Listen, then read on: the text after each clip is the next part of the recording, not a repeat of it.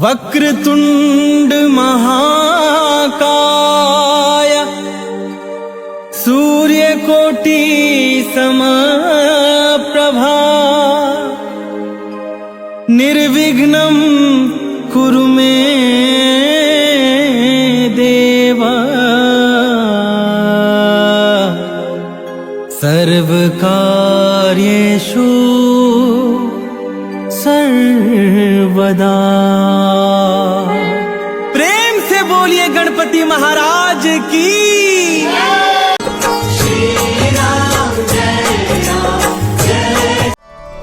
गुरुर्ब्रह्मा गुरुर्विष्णु गुरुर्देवो महेश्वरः गुरुः साक्षात् परब्रह्म तस्मै श्री गुरवे नमः। अब कथावाचक कथा कह रहा हो और सुनने वाले के चेहरे में कोई प्रक्रिया हो तो बड़ा भयभीत हो जाता, पता नहीं कथा अच्छी हो रही खराब हो रही है। जब कथा समाप्त हुई तो नारद जी ने पूछा, भगवान शंकर बताइए भगवान कथा कैसी हुई। भगवान शंकर ने जो बात की अगर कथावाचक के सामने कही जाए तो कथावाचक बेचारा बड़ा निराश हो जाएगा। भगवान शंकर ने कहा कि बार बार बिन मुनि तो ही जिम यह कथा सुनायहु मोही, कि तुमसे हाथ जोड़ के विनय कर रहा हूं कि जो कथा तुमने मुझे सुनाई है कभी जाकर के हरि को मत सुना देना। तो नारद जी ने कहा अगर प्रसंग चल जाए चल जाए, चले प्रसंग, तो बोले चले प्रसंग दूरायो, तो प्रसंग बदल देना। नारद जी को लगा देखा इनको मुझसे ईर्षा हो गई, इनको लगता खाली मेरा प्रचार हो नारद का प्रचार ना हो। पर नारद जी ने ऊपर से कहा भगवान हमें किसी से कहने की आवश्यकता और जाकर कुछ समय तक अपने लोक में रहे। सोचा जब भगवान को पता चलेगा तो खुद ही मेरे पास निमंत्रण आएगा। जब निमंत्रण बहुत समय तक नहीं आया तो नारद जी को लगता भगवान को पता नहीं है तो हम ही जाके बता दें। तो एक बार कर तल कर बीणा गावत हर गुण गान प्रवीणा, भगवान के गुणों को गाते हुए बैकुंठ में पहुंच गए जहां पर भगवान लक्ष्मी के साथ निवास कर रहे थे। नारद जी गए, भगवान उठे और जब नारद उठे भगवान उठे तो नारद को लगा कि भगवान को पता चल गया, तभी तो भगवान उठे। नारद बैठने लगे, भगवान ने कहा नहीं बगल में बैठो। नारद ने सोचा भगवान जान ही गए तो बगल में बैठने में क्या दिक्कत है। भगवान ने कहा नारद बहुत दिन बाद आए, कोई नए समाचार है? तो काम चरित नारद सब बाके जदि प्रथम वेदत शिव।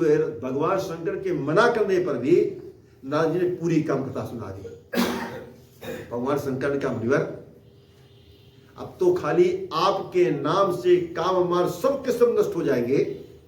नारद पहले भगवान के नाम से नष्ट है तो अब मेरे नाम से नष्ट हो जाएंगे। जब नारद चलने लगे तो भगवान को लगा कि हमारे भक्त के अंदर अहंकार का वृक्ष लग गया है, यदि इसे तुरंत नहीं काटा गया विशाल वृक्ष हो गया तो काटने में दिक्कत होगी। जब नारद चलने लगे तो अपनी माया को बुलाया और उनके पीछे लगा दिया।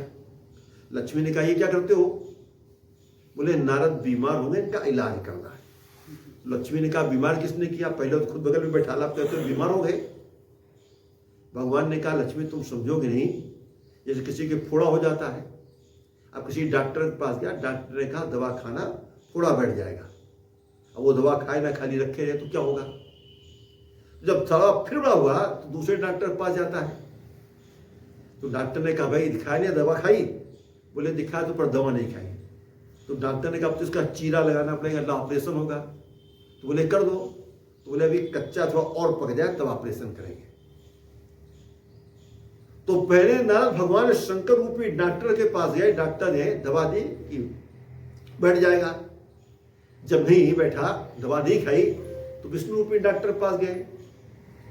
तो तो भाई बोले इनको पक जाने दो। जब पकाने के लिए पीछे पीछे लक्ष्मी को भेजा तो नारद गए तो एक उनको बगैर में माया में नगर दिखाई दिया।